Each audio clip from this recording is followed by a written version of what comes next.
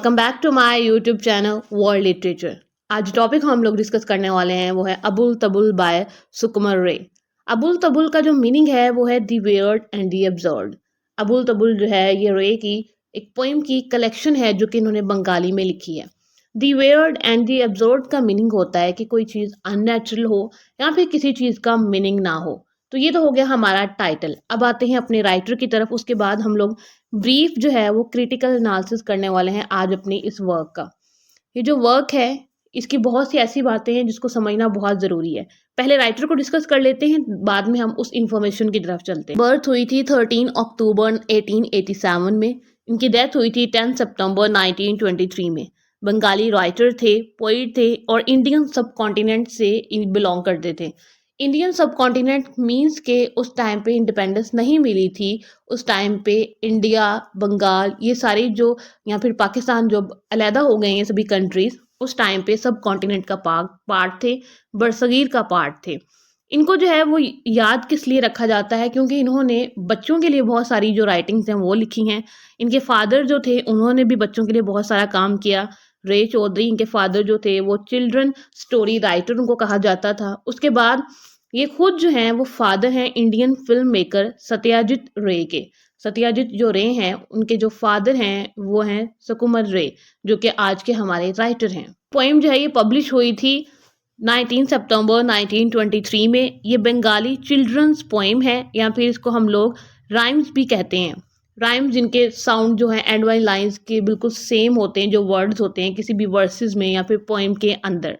तो children poem इसको क्यों कहा जाता है? अगर आप इसको वैसे एक सिंपल वे में पढ़ते हो तो आपको ये एक इंटरटेनमेंट के लिए लगेगी, बट अगर आप इसका क्रिटिकल एनालिसिस करते हैं, क्योंकि आज हम क्रिटिकल एनालिसिस भी इसका करने वाले हैं, तो ये जो पोइम की कलेक्शन थी अबुल तबुल, इसके अंदर इन्होंने दिखाया है कि किस तरह से कॉलोनाइजर्स आए, ईस्ट इंडिया कंपनी आई और उसने रूल किया, और इस तरह यहाँ पे किस तरह से इंडियंस को एक्सप्लॉइट किया गया। इनके सब कॉन्टिनेंट में जो भी लोग रह रहे थे, किस तरह से उन्हें इकोनॉमिकली, कल्चरली, हर चीज़ के लिहाज से एक्सप्लॉइट किया। और इंडियंस खुद को कंसीडर क्या करते थे, और जो उस टाइम पे वाइट्स थे जिन्होंने आके जो है वो कॉलोनाइज किया था, वो खुद को क्या कंसीडर करते थे। मीन्स के यूरोपियंस खुद को क्या कंसीडर करते थे, वो खुद को मास्टर्स मानते थे, और जो इंडियंस थे उनको स्लेव कहा करते थे। तो इस चीज़ को जो है वो हम डिस्कस करेंगे इस पोइम के अंदर। ये जो पोइम है के अंदर जो पोइम्स हैं उसमें जो 46 पोइम्स हैं उनको टाइटल्स दिए गए हैं, और जो 7 जो पोइम्स हैं उनको टाइटल्स नहीं दिए गए, वो अनटाइटल्ड शॉर्ट राइम्स हैं। तो ये हो गया हमारा पोइम का इंट्रोडक्शन। उसके बाद हम डिस्कस करते हैं कि एक्चुअली में इस पोइम के अंदर इन्होंने बताया क्या है। ये जो पोइम है ना, इसको नॉनसेंस पोइट्री कहा जाता है, कि कोई जो है वो इसका ट्रू मीनिंग अंडरस्टैंड नहीं कर सकता, इसका स्ट्रक्चर अंडरस्टैंड नहीं कर सका। जैसे कि पूरी जो पोइम है वो राइम्स में लिखी गई है, और जो इस पोइम में जो चीज़ें हैं या फिर जो कलेक्शन है पूरी, जो डिफरेंट पोइम्स हैं, किसी को टाइटल दिए गए हैं, किसी को टाइटल नहीं दिए गए हैं।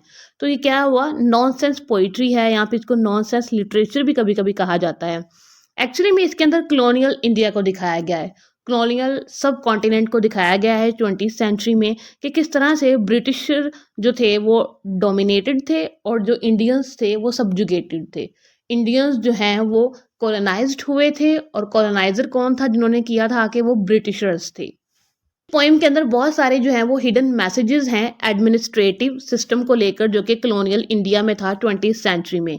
और ये जो बहुत सारे बंगाल के लोग हैं ना, वो इस पोइम को फैंटेसी या फिर चिल्ड्रन लिटरेचर के तौर पर लेते हैं, और जो इसका ह्यूमर है और जो सटायर है इसके अंदर, उन सबको इंजॉय करते हैं। मगर आप डीपर सेंस में अगर इसका एनालिसिस करें तो आपको पता चलता है कि किस तरह से एडमिनिस्ट्रेटिव सिस्टम ने एक्सप्लॉइट किया आके इंडियंस को, सब कॉन्टिनेंट को, बंगाल, मुस्लिम, हिंदू, जितनी भी कास्ट रह रही थी सब कॉन्टिनेंट में, और उनको जो कॉम्प्लेक्स दिया वो किसने दिया, ब्रिटिशर्स ने आके दिया था।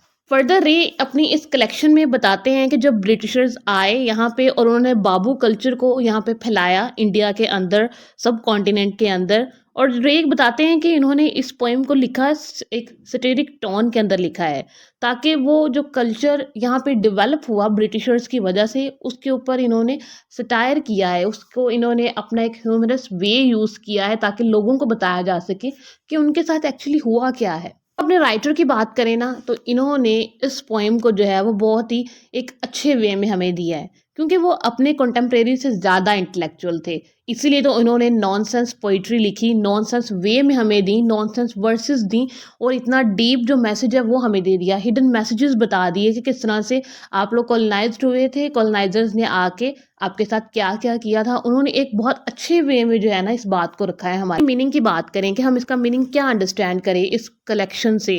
अगर हम इसको सिर्फ चिल्ड्रन लिटरेचर के तौर पर देखें तो हमें इसमें लिटरलिस्टिक एंटरटेनमेंट नज़र आएगा।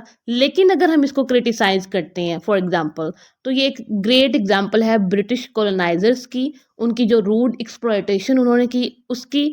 और ये जो पोएम है वो हमें ये भी बताती है कि किस तरह से जो पेट्रियार्ची है उसने सोसाइटी के ऊपर क्या इम्पैक्ट किया, कि सोसाइटी के अंदर जो लोग रह रहे थे उसके ऊपर इन चीज़ों का क्या असर हुआ जब उनकी एक्सप्लॉयटेशन की गई।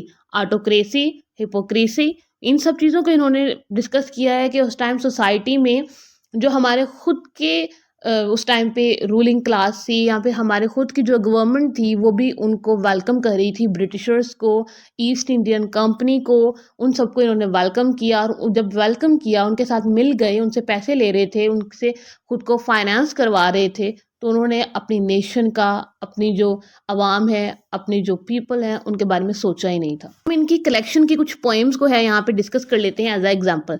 सबसे पहली poem the king of Bombardia. King of Bombardia के अंदर रे ने हमें क्या बताया है, इन्होंने स्केच दिया है उन किंग्स का, कंट्रीमैन का, और बताया है किस तरह से ब्रिटिश कॉलोनाइजर्स जो हैं वो हमारे किंग्स के साथ मिल गए थे। हमारे उस टाइम पे मुगल एम्पायर था तो उनके साथ कैसे वो मिल गए थे, हमारी जो गवर्नमेंट थी उसके साथ किस तरह से उन्होंने मिलकर जो है ना वो हमें सिर्फ जो है वो एक्सप्लॉइट किया था। मीन्स कि जब आप जिस कंट्री को आप कॉलोनाइज कर रहे हो ना उस कंट्री के लोगों को ही अपने साथ मिला लोगे, उनकी जो रूलिंग क्लास है अपने साथ मिलाओगे, तो वो जो गरीब अवाम है वो क्या कर सकती है, क्योंकि गरीब जो है वो अपने से अपर क्लास को देखता है। और अपर क्लास किसके साथ थी, ब्रिटिशर्स के साथ। नेक्स्ट जो पोइम है वो है बाबूराम द स्नेक चार्मर। इसके अंदर इन्होंने ब्रिटिश ईस्ट इंडिया जो कंपनी थी उसको दिखाया था। ईस्ट इंडिया कंपनी अपना मोटिव लेके आई थी कि हम यहाँ पे आके जो इकोनॉमिक कंडीशन है उसको ठीक करेंगे, लेकिन इकोनॉमिक कंडीशन को ठीक करने के साथ साथ उन्होंने जो है वो पॉलिटिक्स को ज्वाइन कर लिया। पॉलिटिक्स को ज्वाइन किया तो मीन्स कि उन्होंने फिर एक्सप्लॉइट करना शुरू किया इकोनॉमिकली, कल्चरली। जिस तरह से भी ईस्ट इंडिया कंपनी आया था, लेकिन उसके जो नेगेटिव इम्पैक्ट्स हुए थे वो बहुत ज़्यादा हुए थे। इसी तरह से इन्होंने स्नेक चार्मर का टाइटल लेके यहाँ पे ब्रिटिश इंपीरियलिस्ट को शो करवाया है कि किस तरह से वो हमारे मुगल अंपायर जो थे उनके साथ मिल गए थे, और मुगल अंपायर ने मिल के जो है ना ब्रिटिशर्स के साथ अपने ही नेटिव लोगों को एक्सप्लॉइट किया।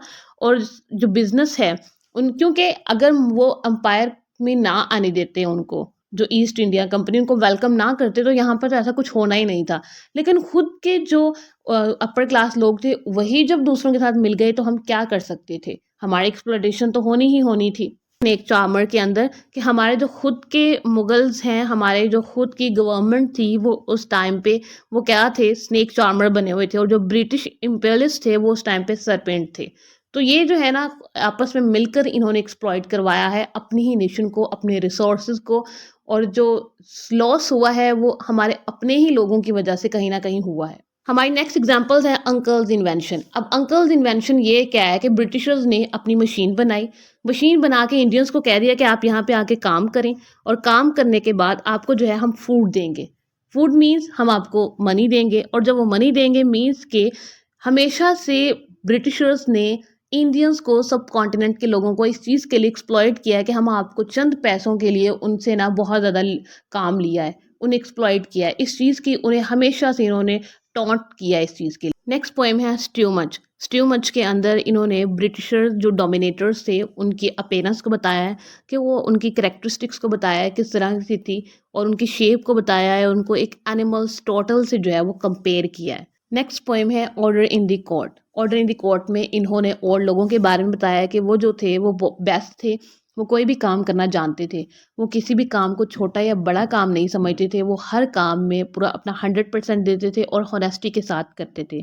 इसीलिए इन्होंने नज़ीर कैरेक्टर की जो है यहाँ पे एग्जांपल दी है कि जब सभी कोर्ट वाले जो थे वो न्यूलिफाइड थे, कि इस काम के लिए कि उन्होंने जो मिनिस्टर था उसके कपड़ों में से ऑर्डर निकालना था। मीन्स के कोई बैड चीज़, बैड स्मेल, उस चीज़ को हम यहाँ पे बैड करैक्टर या फिर इमोरल चीज़ को भी ले सकते हैं, इनजस्टिस को भी ले सकते हैं।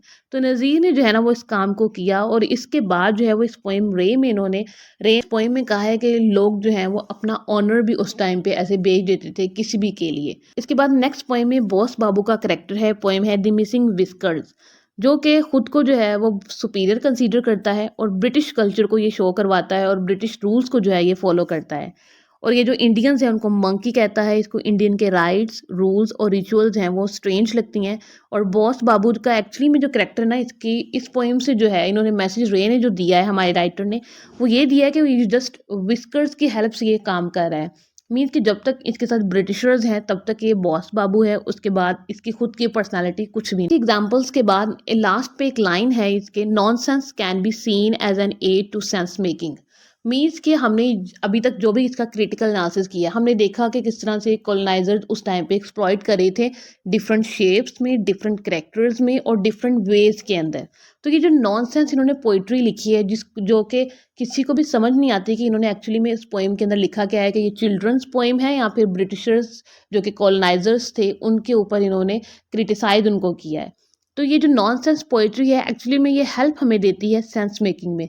सेंस मेकिंग किस चीज़ की, कि ये हमें इस बात की अंडरस्टैंडिंग देती है कि कॉलोनाइजर्स ने किस तरह से एक्सप्लॉयटेशन की थी। आई होप कि आपको ये लेक्चर जो है वो समझ आ गया होगा। वीडियो को लाइक और शेयर और चैनल को ज़रूर सब्सक्राइब कीजिएगा। Thanks for watching my channel.